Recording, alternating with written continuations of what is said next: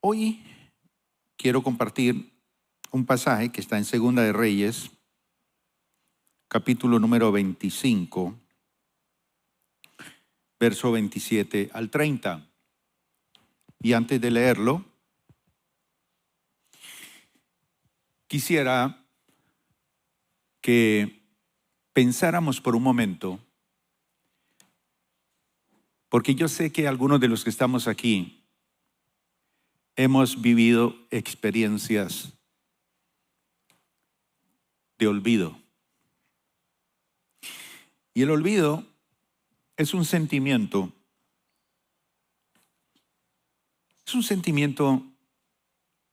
de abandono.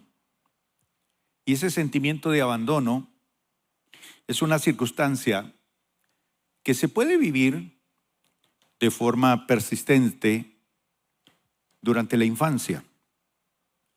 Puede ser por parte de una madre que nos abandonó o un padre, o de ambos. Y esta herida que produce el abandono se va presentando a lo largo de la vida y más se resalta en la etapa de la adultez, con unas secuelas muy impresionantes. Normalmente afectando al tipo de apego, que a veces las personas se vuelven evitativas. Y entre los síntomas que puede presentar una persona que ha sido abandonada emocionalmente, se puede mencionar, por ejemplo, la tristeza, la pérdida de interés, la depresión, el aislamiento social y el miedo a ser rechazado. Todo eso tiene que ver con el abandono. Pero también hay otros efectos emocionales que produce la herida del abandono. Por ejemplo, la ansiedad, la depresión, que son efectos emocionales duros. Y muchas veces las personas viven en ese ambiente y no saben cómo salir de esa situación. Pero ¿cómo sabemos si tenemos una herida de abandono? ¿Cómo lo sabemos? Porque el tema que quiero tratar hoy lo he titulado Dios no te ha abandonado. Y el rey David dijo en alguna ocasión, si mi padre y mi madre me dejaren, con todo el Señor me recogerá. Así que cualquier vacío, cualquier faltante por el abandono, el único que llena los vacíos de nuestro corazón es el Señor. Pero ¿cómo sabemos si tenemos una herida de abandono? Por ejemplo, miedo al rechazo. Hay personas que viven permanentemente con un temor a ser rechazados. Por eso solicitar un empleo, una oportunidad, les da miedo. Otros se vuelven dependientes emocionales. Estoy bien, cómo me ve, etcétera, etcétera. Otros tienen una autoestima muy fluctuante. Suben, bajan, no se aceptan. Otros tienen unas relaciones conflictivas. Pero todo eso lo sana el Señor. Todo eso lo sana el Señor. Otros tienen sentimientos de abandono imaginarios. Todo lo que se imaginan es que nadie me quiere, nadie me ama. Necesidad de control. Una persona que es muy controladora de todo, fue por eso. Entonces son consecuencias de una herida producida por el abandono. Otros evitan la vulnerabilidad, es decir, se muestran recios, se muestran fuertes, pero por dentro están reventándose. Y otros tienen unos ciclos de aislamiento y otros búsqueda de cercanía. Necesitan ser abrazados, necesitan ser amados. Pues bien, seguramente en esta mañana hay personas aquí o conocemos personas que nosotros podemos ayudarles a través de la palabra de Dios para que entiendan que Dios no te ha abandonado.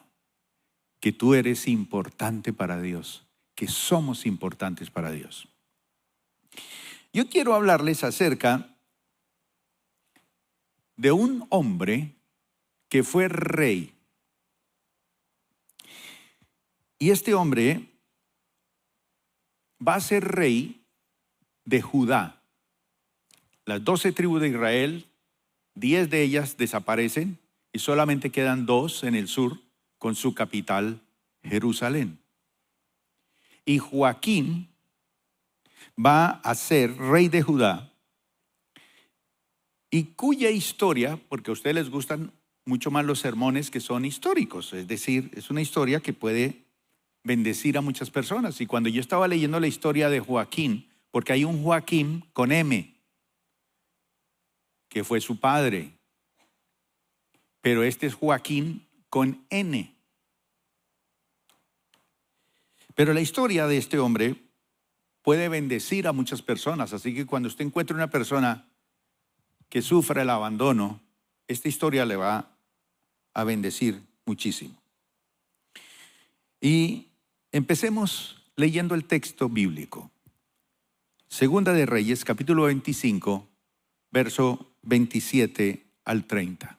Y dice así: en el año 37 del exilio de Joaquín, rey de Judá. Oiga bien eso, 37 del exilio. O sea, está contando que hace 37 años fue exiliado. Le tocó irse. Dice que Evil Merodach ascendió al trono de la potencia mundial de su tiempo, el famoso imperio de Babilonia. Este nuevo rey fue bondadoso con Joaquín e hizo algo: lo sacó de la cárcel. Y dice exactamente cuándo. ¿Cuándo? El 2 de abril de ese año.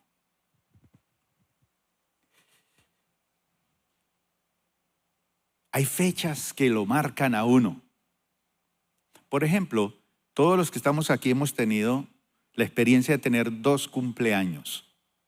Cuando nacimos, porque mamá nos trajo a este mundo en una fecha y nunca la olvidamos.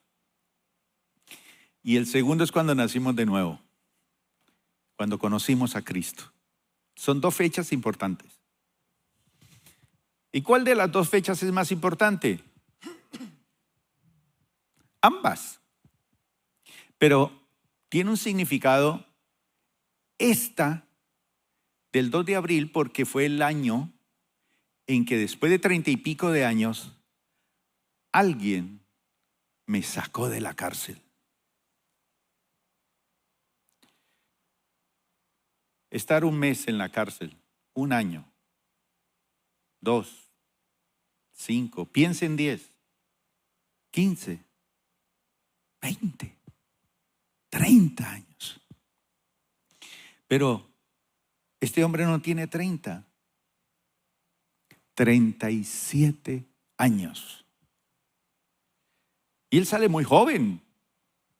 Y es un hombre que es rey. Pero su reinado duró muy poquito. Según el propósito y el plan de Dios, Él nos llamó para que reinemos. Pero hemos sido prisioneros, esclavos por muchos años. ¿Y cómo se tuerce la vida de uno? Uno dice, ¿pero por qué? Hay personas que parece que nacieran estrelladas, no con estrella. Y a lo mejor usted dice, ese soy yo, pastor. Usted no se imagina. Cada persona tiene su propia historia. Y dice que el nuevo rey fue bondadoso con Joaquín y lo sacó de la cárcel el 2 de abril de ese año. Le habló con amabilidad. ¿Qué siente un ser humano que por dinastía es llamado para ser rey de una de las naciones hermosas, Israel. Pero resulta que su destino cambia en tan solo unos pocos días. Y le habló con amabilidad y le dio una posición superior a la de los demás reyes exiliados en Babilonia. Porque Babilonia era la potencia del mundo y logró dominar el mundo entero. Entonces, donde iba, arrasaba con reinos, con reyes, con todo, y se lo llevaba prisioneros. Pero a este lo trató mejor que los otros reyes exiliados. Y le proporcionó a Joaquín algo muy importante. ¿Qué le proporcionó? Le quitó la ropa de prisionero y le dio ropa nueva. David en alguna ocasión cantándole a Dios le decía: tú, Señor, cambiaste mi ropa de luto y me pusiste ropa de alegría. ¿Cuántos han sentido el cambio de esa ropa? Ropa nueva para reemplazar la ropa de prisionero. Al menos cambia de pinta después de 37 años. Tiene la oportunidad de ponerse una ropa que no es ropa de prisionero, sino de un hombre libre. ¿Cuántos años viviendo nosotros como prisioneros, con ropa de prisionero? Eso es muy difícil, muy duro. Y dice que le permitió además comer en presencia del rey por el resto de su vida. Ya no estaba comiendo allá, encadenado, en la prisión fría, sino que ahora está sentado a la mesa del rey. Así que el rey le dio una ración diaria. En otra versión dice que le dio una pensión vitalicia mientras vivió. Entonces, Joaquín es un personaje que vale la pena tener en cuenta para tratar el olvido. Joaquín fue el penúltimo rey de Judá y gobernó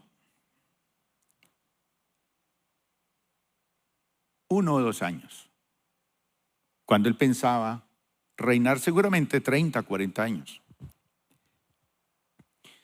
Y el nombre de Joaquín aparece en la genealogía de Jesús en el Evangelio de San Mateo. Después de la deportación de Babilonia, dice que Jeconías, que es el mismo Joaquín, engendró a Salatiel y Salatiel a Zorobabel. Era hijo y sucesor de Joaquim, con M.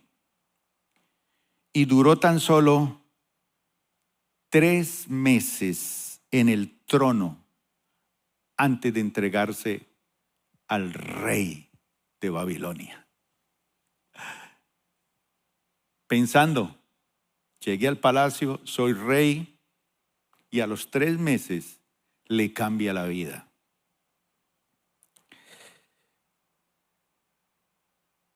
Nabucodonosor, el rey de Babilonia, Nabucodonosor II, saqueó Jerusalén, deportó a miles y miles de los notables a Babilonia, incluyéndolo a él como rey.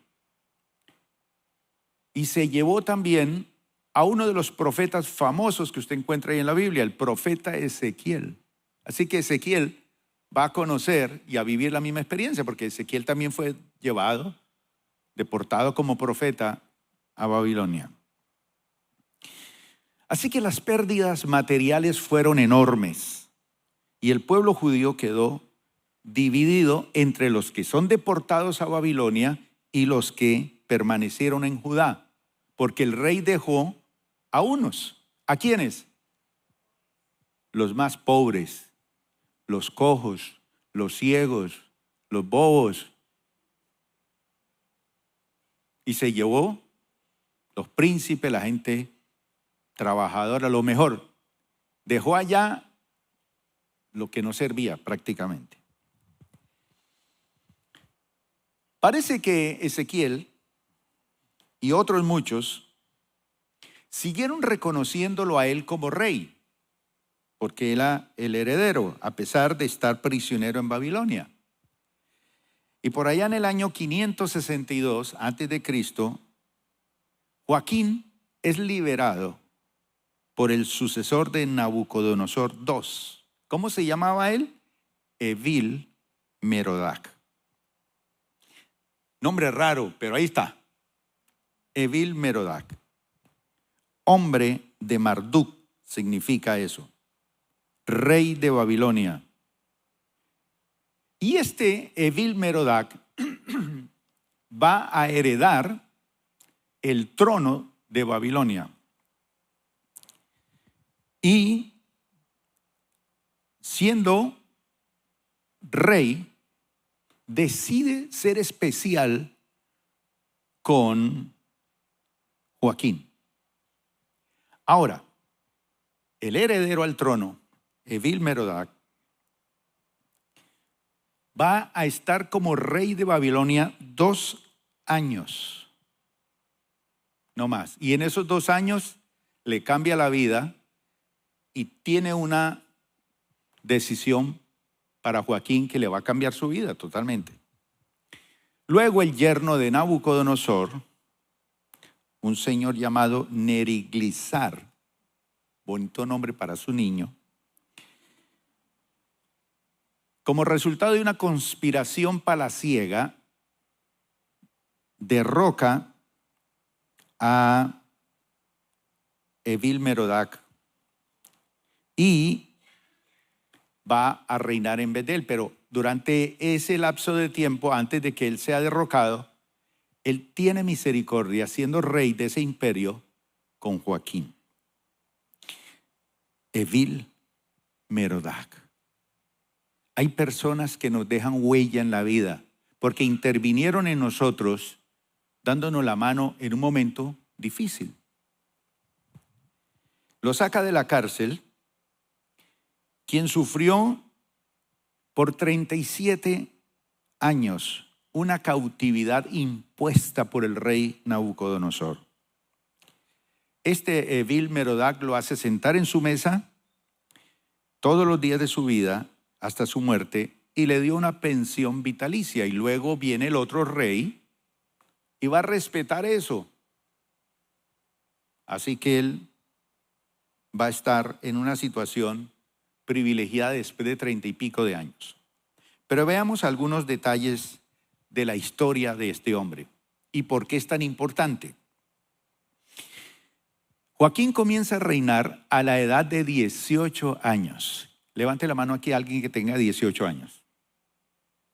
Todos ya están viejos, vean. 18 años, entero. Todo el mundo a su favor. Y llega al reino como heredero. Y lo hizo tan solo, ¿por cuántos meses? 3 meses. A los 3 meses se le viene el mundo encima. La Biblia dice que su padre se llamaba Joaquín, con M, y su padre y su abuelo hicieron lo malo ante los ojos de Dios.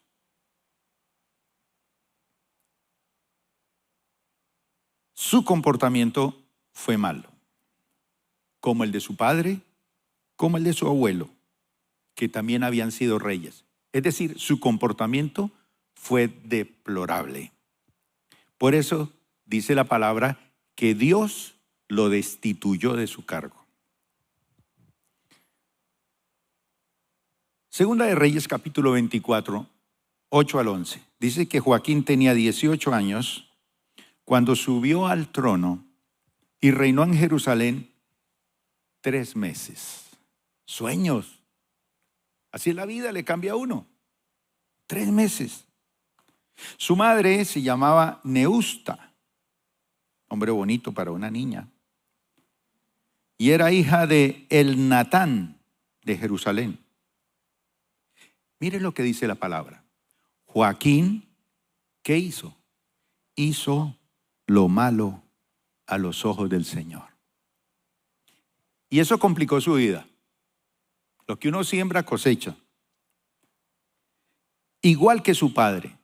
Y durante el reinado de Joaquín, los oficiales del rey Nabucodonosor de Babilonia subieron contra Jerusalén y la sitiaron. Sitiar una ciudad, cerrarla totalmente, que no entra nadie ni sale alguien hasta que se muera la gente de hambre.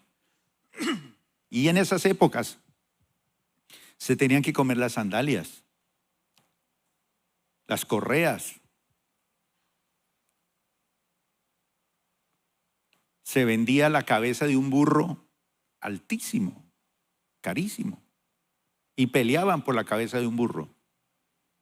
Se vendía por libras el estiércol de las palomas.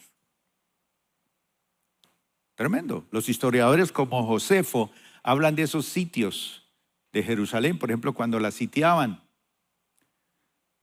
la gente estaba pendiente que la gente vomitara para comer. Entonces estaban pendientes cuando alguien vomitaba porque, pues, vomitaba del hambre y de comer por ahí basura seguramente. La gente iba a buscar comida. Vómito. Peor, eran sitios tan tremendos que tenían que negociar las familias. Hoy nos comemos nuestro hijo, mañana nos comemos el tuyo. Y uno dice esas historias,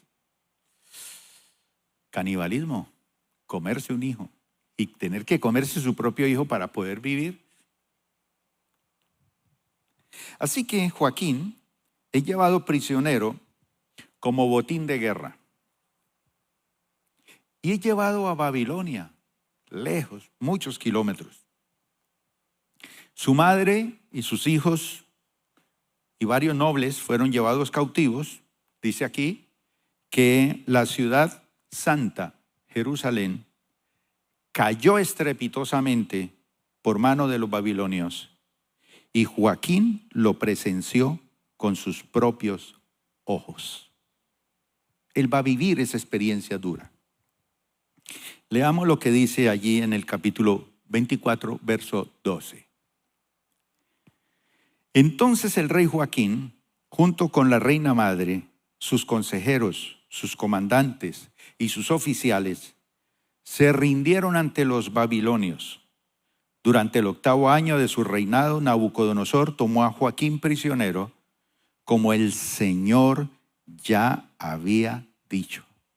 Es que ya el Señor le había dicho, usted está andando mal, usted está tomando malas decisiones, te van a disciplinar, te van a apretar. Nabucodonosor se llevó todos los tesoros del templo del Señor y del palacio real. Sacó todos los objetos de oro del rey Salomón que él había puesto en el templo. El rey Nabucodonosor se llevó cautiva a toda la población de Jerusalén. ¿Cuántas personas? Unas 10,000 personas en total. A pura pata, exilio. Incluso a los comandantes y a los mejores soldados, y a los artesanos y a otras personas habilidosas. Solo dejaron en el país a la gente más pobre. Nabucodonosor llevó cautivo a Babilonia al rey Joaquín, junto con la reina madre, las esposas del rey, sus funcionarios y las personas más influyentes de la sociedad de Jerusalén. Y también desterró a 7,000 de los mejores soldados y a 1,000 artesanos y a otras personas habilidosas, todos fuertes y aptos para la guerra. Después el rey de Babilonia puso en el trono a Matanías, al tío de Joaquín, para que fuera el siguiente rey y le cambió el nombre a Sedequías. Sedequías tenía 21 años cuando subió al trono y reinó en Jerusalén 11 años. Su madre se llamaba Amutal y era hija de Jeremías, de Libna. Sin embargo, Sedequías, que se quedó allí, hizo lo malo a los ojos del Señor, igual que Joacim. Estas cosas sucedieron debido al enojo que el Señor tenía contra la gente de Jerusalén y de Judá, hasta que finalmente los expulsó de su presencia y los envió al destierro. Sedequías se rebeló contra el rey de Babilonia. Entonces la palabra dice que durante 37 largos años, Joaquín va a permanecer prisionero en Babilonia, donde siguió siendo considerado rey de los judíos, aunque solo de nombre. Y eso es una tragedia. ¿Cuántos de nosotros hemos vivido así? Reyes de nombre. Nos respetan por nombre, pero no tenemos nada, ningún poder, ninguna autoridad. Pues en Judá habían otros que gobernaban, puesto que allí los babilonios habían puesto otros por reyes. Así que Joaquín era un rey de papel, mas no con autoridad. Y eso es una tragedia, aparte del olvido de ser llevado cautivo. ¿Cuántos somos reyes de papel, pero no tenemos autoridad? La hemos perdido. La hemos perdido. Así que aparte del aislamiento, de la soledad y todo esto, perder la autoridad es duro. Según lo que nos dice la Biblia, un día sube al trono Evil-Merodach, que era nieto de Nabucodonosor, que conquistó su abuelo a Jerusalén y la destruyó. Llega al poder por dinastía, pero dura apenas 2 años, porque fue asesinado por su yerno. Y algunos dicen que fue su hermano quien lo mató para quedarse con el imperio. Rumores de palacio de aquel entonces. En ese primer año como rey de Babilonia, él manda sacar de la cárcel a Joacim o a Joaquín. ¿Y por qué? El historiador Josefo, que fue uno de los historiadores judíos bien interesantes, dice que Joaquín y Evil-Merodach eran grandes amigos. Por eso la gracia concedida al monarca judío. Pero además de darle libertad, dice la Biblia que lo honró considerablemente, aunque Joaquín nunca volvió a su tierra natal. ¿Qué lecciones aprendemos de esto, mis hermanos? Joaquín apenas reinó 3 meses. En esos 3 meses lo hizo tan mal que fue la gota que rebosó el vaso de la paciencia de Dios. En tan solo 3 meses de reinado la embarró. Por eso tenemos que tener cuidado con cansar al Señor. Si bien es cierto que Él es amor, la palabra dice que Él es fuego consumidor. No abusemos de su gracia. Si Él nos da una oportunidad de reinar, hagámoslo bien. En segundo lugar, la acumulación de pecados traerá sí o sí consecuencias para nuestra vida. Y va a afectar también a quienes nos rodean, porque afectó a su mamá, afectó a sus hermanos, afectó a su familia. Ese fue el caso de Joaquín. Él no fue el único rey que se comportó mal. Varios de sus antepasados lo hicieron. Resultado, el desastroso final para el reino del sur. Sin embargo, aprendemos algo aquí, mis hermanos, y es que la misericordia del Señor, oiga bien, es eterna. La misericordia. Después de 37 años de cautividad, el Señor se acordó de Joaquín. Misericordia, misericordia. Joaquín, su siervo, a quien rescató de la manera menos esperada. ¿Cómo? Usando a un rey babilónico, a Evil-Merodach. Y cuando lo rescató, lo hizo al estilo de Dios, al estilo divino. Y me encanta esos estilos de Dios cuando Él mete la mano para ayudarnos y sacarnos de un abandono y de una soledad y de unos problemas tenaces. Nadie nos da la mano como Él. Dice que lo honró, lo limpió, lo alimentó y le proveyó, porque cuando Dios perdona, lo hace con todo. Démosle un aplauso a Dios.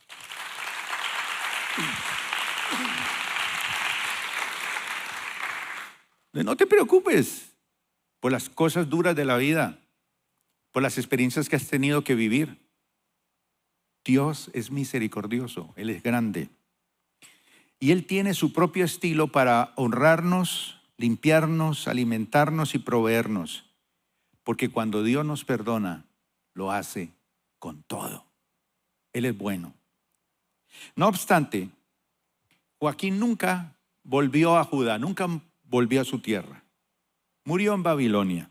Y esto nos enseña que hay situaciones que quizás nunca mejoren del todo en nuestra vida, pero Dios va a enviar alivio, consuelo, para hacer nuestra carga más llevadera. Ese es el Dios maravilloso. Y para terminar, ¿qué piensan ustedes de Joaquín después de 37 años? Olvidado en una cárcel allí. Y luego termina con unas bendiciones tremendas que él no merecía, pero Dios intervino para cambiarle su vida y hasta el final termina viviendo en una bendición, aunque nunca volvió a su tierra. Pero después de 37 años cambiaron las cosas. Voy a hablarles de un Evil-Merodach mejor. Ese solamente duró ¿cuántos años? 2 o 3 años. Pero fueron suficientes para que la mano de Dios sacara a ese hombre del olvido y del abandono. Como rey allá aprendió la lección 37 años. Uno ha aprendido lecciones duras en la vida. Duras. Hemos tenido que aprender lecciones duras. Pero bueno, el Señor no nos olvida. Y voy a hablarles de alguien que intervino.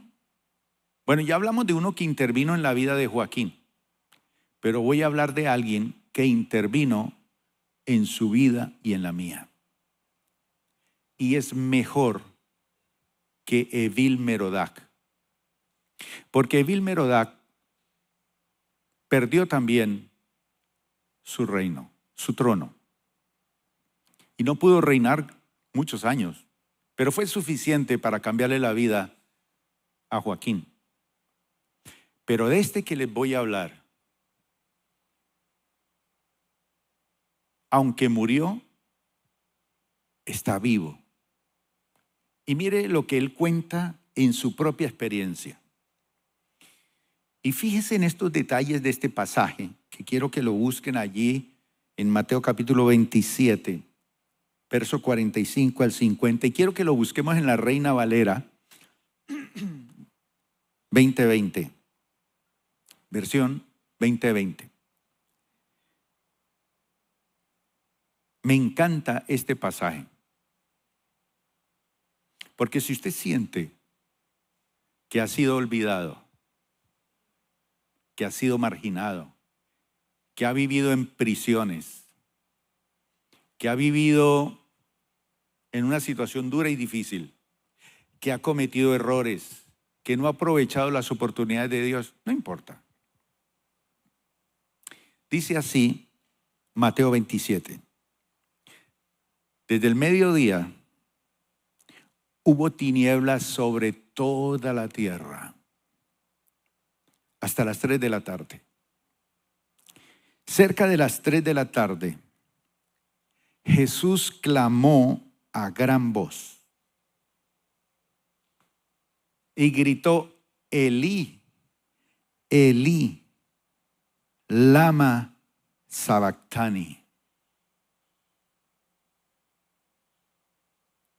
Palabras en arameo que significan: Dios mío, Dios mío, ¿por qué me has desamparado? El Hijo de Dios, Jesús, sufrió el abandono de su propio Padre. Y aquel que ha experimentado el abandono de su propio Padre, sabe cómo intervenir en nuestro propio abandono y llenar los vacíos y entendernos, porque Él vivió la experiencia del abandono. ¿Pero por qué fue abandonado? Dice que algunos de los que estaban allí decían al oírlo: a Elías llama a este. Al instante uno de ellos se dio prisa en tomar una esponja, la empapó en vinagre y sirviéndosela en una caña, se la acercó a Jesús para que bebiera. Pero los otros decían: deja, veamos si viene Elías a librarlo.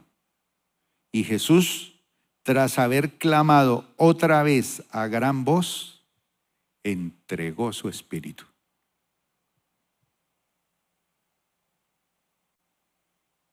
Un pasaje impresionante.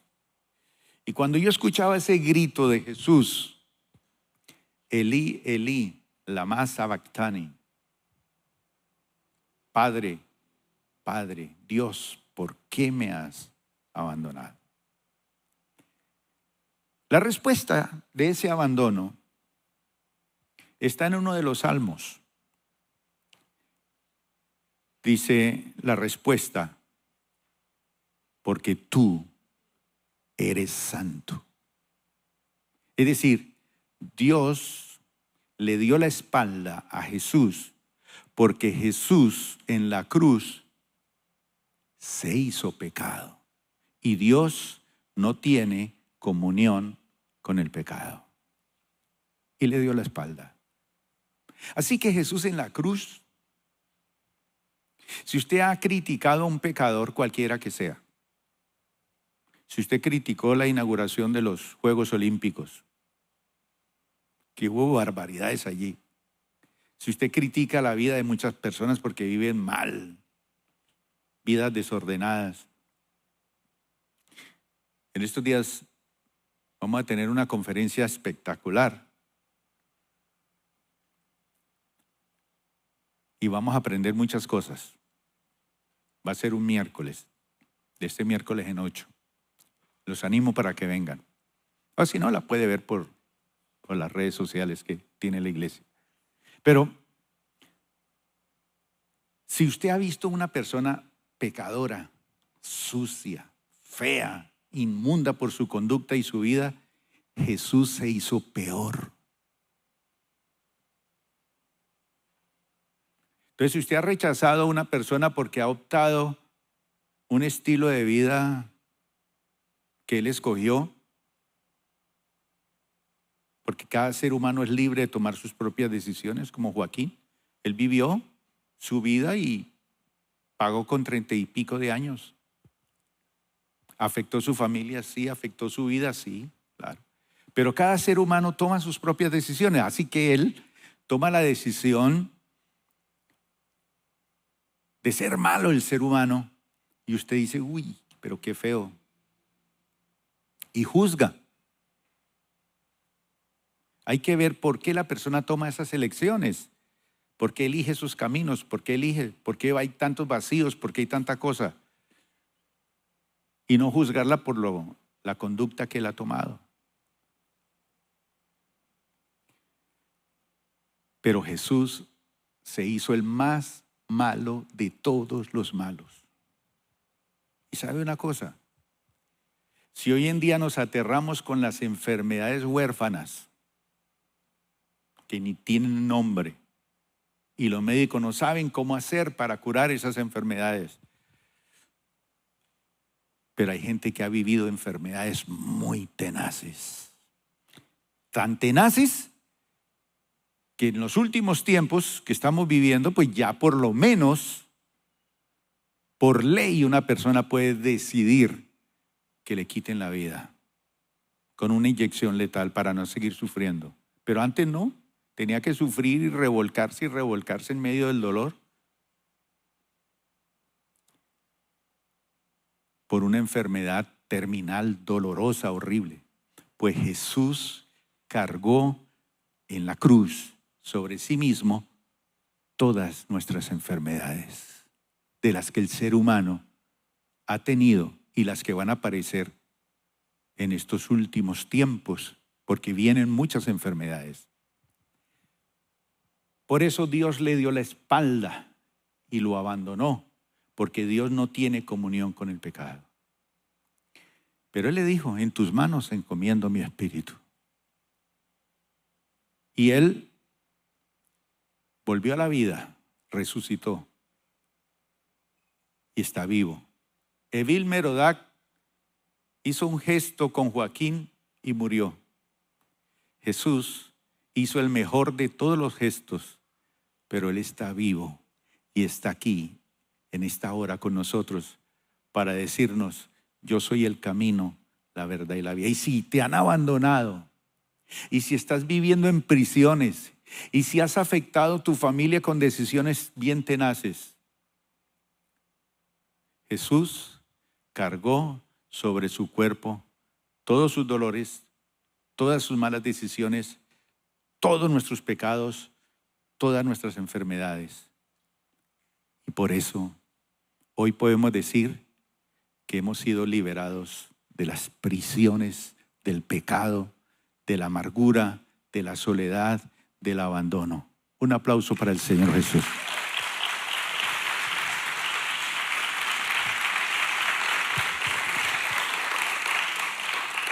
Concluyo. Aunque hayan pasado muchas décadas, seguramente, viéndote a ti mismo, seguramente estancado, Dios no te ha olvidado. Él envió no un Evil Merodach, aunque los Evil Merodach que nos han dado la mano en esta vida son una bendición. Y tenemos que ser agradecidos por esas personas que Dios ha usado para hacer misericordia con nuestra vida. Pero Él envió no un Evil Merodach, sino que envió a Jesús para rescatarte, para darte honra. Esa honra que por años se te ha privado. Confía, aún hay esperanza. Siempre y cuando nos volvamos a Él y corrijamos nuestra manera de vivir. Eso es bien importante. Así que, si Él es el Señor de nuestra vida, pasaremos de la tierra del olvido a la tierra de la bendición. ¿Y saben? Al propósito de Dios. ¿Cuántos vinieron el miércoles pasado? ¿Les gustó la enseñanza? La predicadora nos decía que entrar en la bendición de Dios es descubrir el propósito. ¿Y cuál es el propósito? Recuerdo que ella nos decía descubrir una vida centrada en Dios y cultivar nuestra relación personal con Él. Eso es adoración. Adoración no es venir aquí, cantar y levantar las manos y saltar, aunque eso es una expresión. Adoración es un estilo de vida donde usted aprende a que Dios ocupa siempre el primer lugar. Jesús ocupa el primer lugar. Y usted siempre dice, yo soy el segundo. Pero propósito también es aprender a conectarse con sus hermanos en Cristo, con la familia de Dios. Propósito es crecer en la madurez espiritual a través del estudio y la aplicación de la palabra de Dios. Propósito es descubrir dónde usted puede servir y servir, dar algo a cambio a los demás, usar sus dones, sus habilidades. Propósito también es compartir este amor de Dios con otros y llevar ese mensaje de esperanza. Eso es misión.